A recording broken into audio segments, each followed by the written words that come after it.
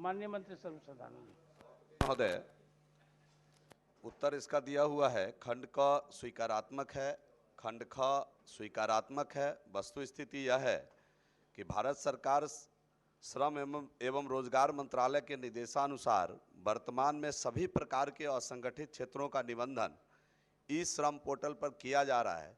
इसमें किसी भी प्रकार के जाति से इसका कोई लेना देना नहीं है। जाति वर्ग से जो श्रमिक हैं और असंगठित क्षेत्र में काम कर रहे हैं, सभी लोग इसके लिए इस पर निबंधन अपना करा सकते हैं और सभी प्रकार के लोगों का निबंधन इस पर हो रहा है।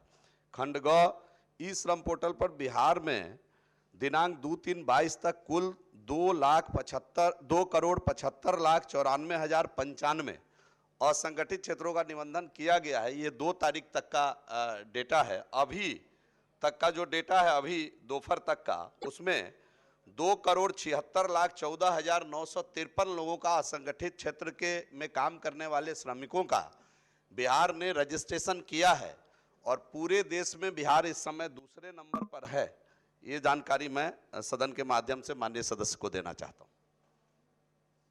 सभापति महोदय, हम माननीय मंत्री जी के प्रति आभार व्यक्त करते हैं कि आपने असंगठित श्रमिकों का ई श्रम पोर्टल पर निबंधन कराया। मैं अद्यतन स्थिति नहीं जानता हूं। मैं माननीय मंत्री जी से केवल यह जानना चाहता हूं, क्या ई श्रम पोर्टल पर जब निबंधन होता है तो वो अपने सामाजिक समूह को दर्ज करते हैं या नहीं? अगर दर्ज नहीं करते हैं तो क्या इस संबंध में प्रावधान किया जा सकता है कि अब कितने दलित समूह के हैं, कितने अति पिछड़े समूह के हैं?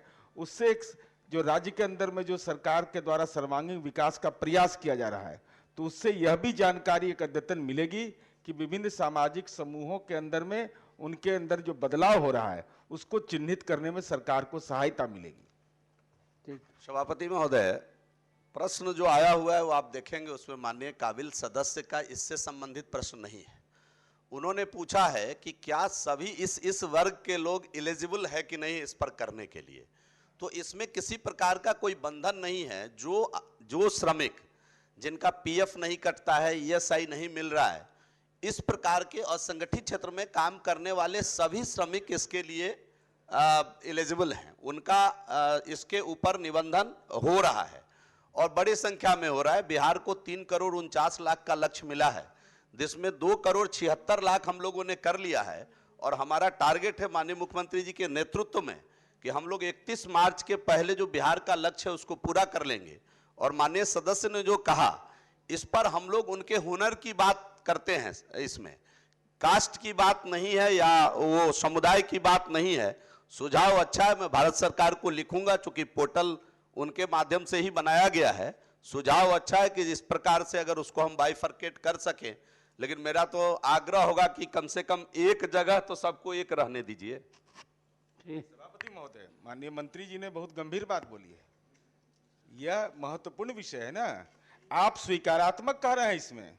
मैं आपसे सीधा सवाल पूछ रहा हूं, क्या यह सही है कि पोर्टल पर निबंधन का लाभ असंगठित श्रमिक पुरुष एवं महिला यथा विभिन्न सामाजिक समूह, अनुसूचित जाति, जनजाति, अत्यंत पिछड़ा वर्ग, सामान्य वर्ग सहित अन्य को दिया जा रहा है?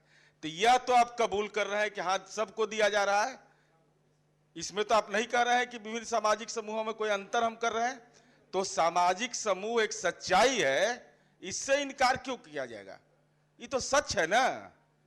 ये तो सच है कि विभिन्न सामाजिक समूह बने हुए हैं, इसके आधार पर संवैधानिक व्यवस्था है। तो हमारा अनुरोध, आपने यह ठीक कहा कि हम भारत सरकार से इस संबंध में शोध में भी सहायता मिलेगी कि हम लोग जो काम कर रहे हैं। तो इसलिए हम तो यह अनुरोध करेंगे, इससे न कोई बचा है न कोई बचेगा।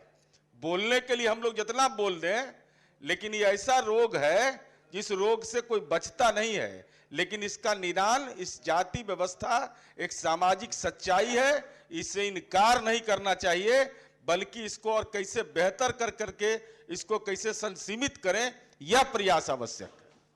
ठीक है।